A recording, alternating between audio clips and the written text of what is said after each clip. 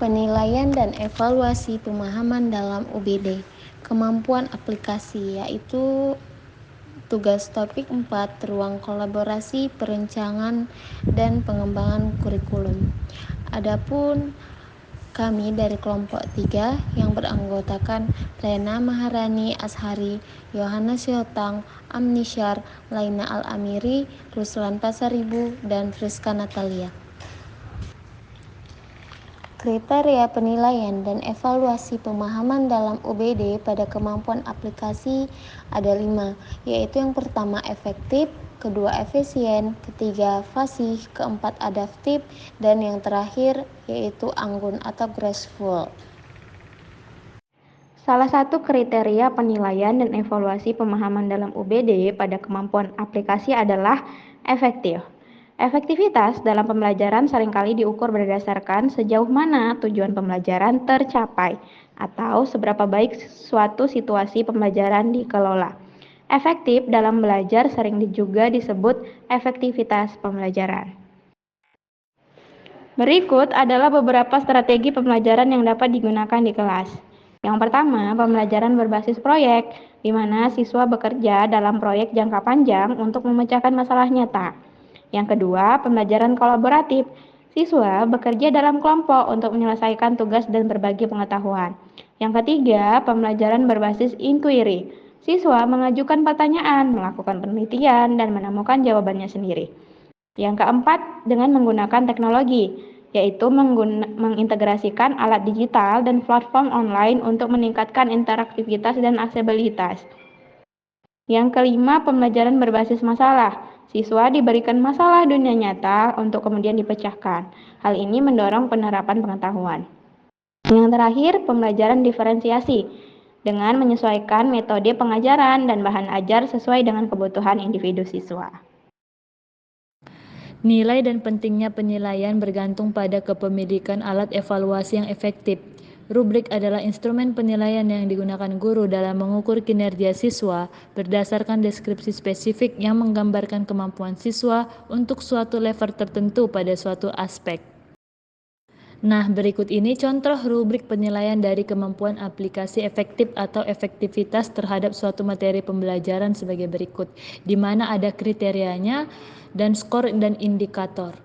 Kriteria pemahaman konsep. Skor dan indikator pertama menunjukkan pemahaman yang sangat terbatas atau salah terhadap konsep materi pembelajaran. Skor dan indikator yang kedua menunjukkan pemahaman yang terbatas terhadap konsep materi pembelajaran dengan beberapa kesalahan signifikan. Skor dan indikator ketiga menunjukkan pemahaman yang baik terhadap konsep materi pembelajaran dengan beberapa kesalahan kecil. Skor dan indikator keempat menunjukkan pemahaman yang sangat mendalam dan tepat terhadap konsep materi pembelajaran. Yang kedua, kriterianya kualitas hasil kerja, di mana skor dan indikator yang pertama atau yang menyatakan kurang yaitu hasil kerja tidak rapi, tidak lengkap, dan menunjukkan pemahaman serta aplikasi yang sangat terbatas. Yang kedua, skor dan indikator yang menyatakan cukup, hasil kerja kurang rapi, tidak lengkap, dan menunjukkan pemahaman serta aplikasi yang terbatas. Skor dan indikator ketiga yang mengatakan efektif, yaitu hasil kerja rapi, lengkap, dan menunjukkan pemahaman serta aplikasi yang baik. Skor dan indikator keempat yaitu sangat efektif, dengan indikatornya hasil kerja sangat rapi, lengkap, dan menunjukkan pemahaman serta aplikasi yang sangat baik. Nah, selanjutnya itu ada efisien.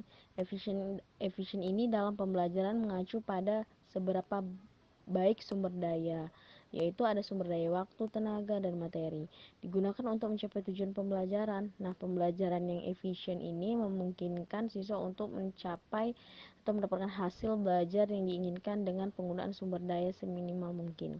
Adapun rubrik efisien, yang pertama itu aspek penggunaan waktu. Skor dan indikator yang pertama menggunakan waktu dengan tidak efisien, banyak waktu yang terbuang.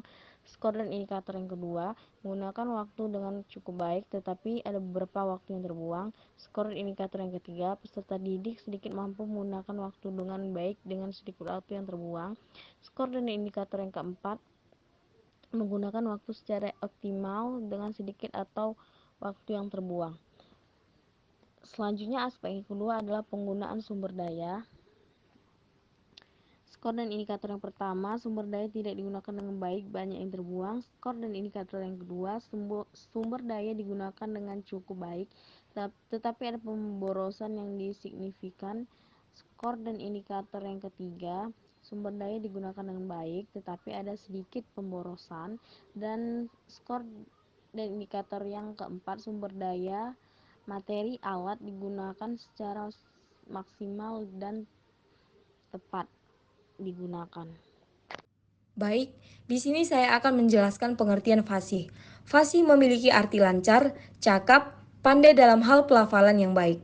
Fasih dalam pembelajaran merujuk pada kemampuan siswa untuk menguasai materi pelajaran secara mendalam dan mengaplikasikannya dengan lancar dan tanpa kesulitan.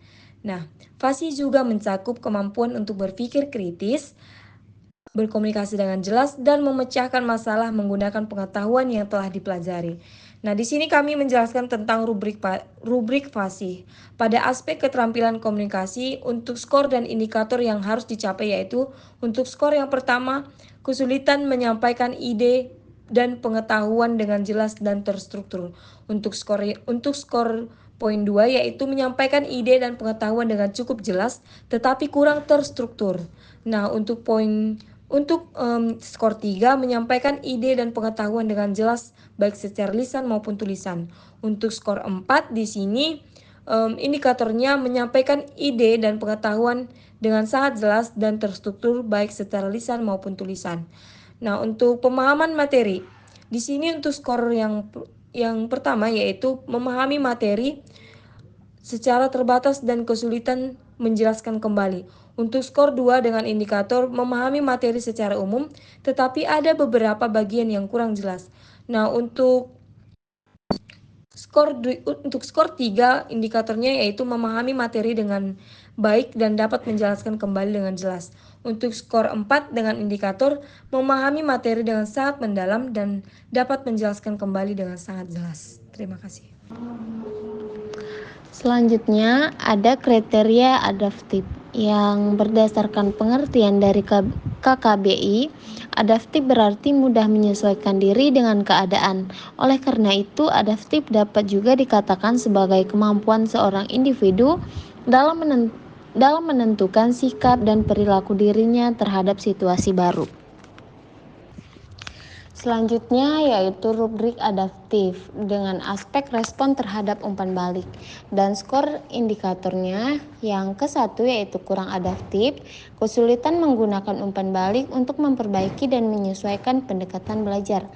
Yang kedua, cukup adaptif menggunakan umpan balik tetapi perubahan yang dilakukan terbatas dan kadang tidak tepat.